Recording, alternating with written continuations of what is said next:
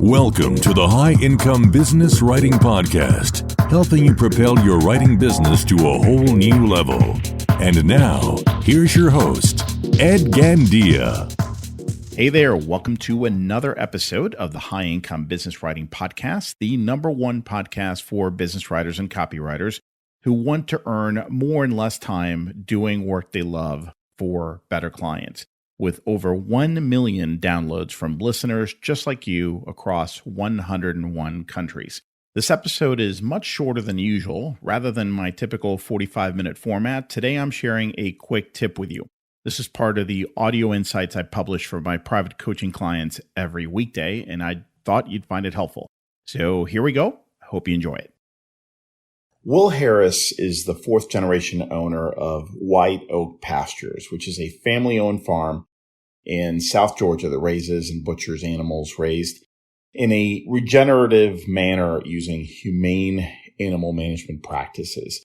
This 3,200-acre farm is located in one of the poorest counties in the United States.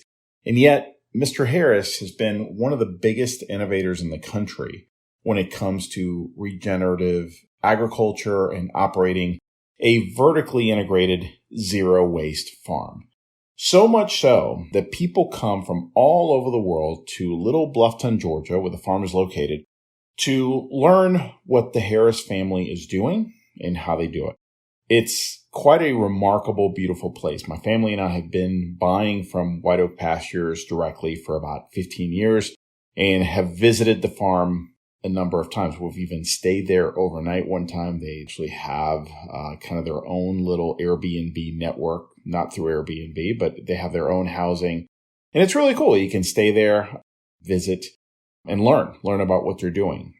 I was listening recently to a podcast interview with Will Harris, and I was fascinated to learn more about what they're doing and why they do what they do. And then he said something toward the end of the interview that was so wise, I wanted to share it with you. He said something to the effect of, there are a lot of young people who are very involved in the regenerative farming movement, and most of them are very unhappy. And I was surprised to hear that. The podcast host was also surprised by the statement. So he asked Mr. Harris why that was the case. And he responded, and I'm paraphrasing here, most of these young people wake up every day trying to change the world. And because of that, they're constantly disappointed by the progress they're making. So they get frustrated and they burn out. I, on the other hand, wake up every morning trying to save White Oak Pastures. That's why I'm happy and that's why I'm optimistic.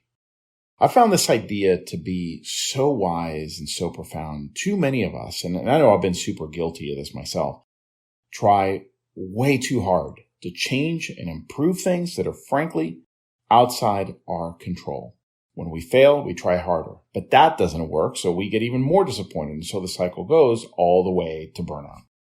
Mr. Harris knows that if he wakes up every morning 100% committed to making his farm the best it can be and ensuring that his 180 employees are happy and taken care of, he will produce better food and continue to improve the quality of his land. That alone will have a ripple effect that includes a cleaner environment, healthier topsoil, a stronger economy in his part of the state, happier families, healthier people, and an example others can follow and travel down to Bluffton, Georgia to learn about and apply to their own farms.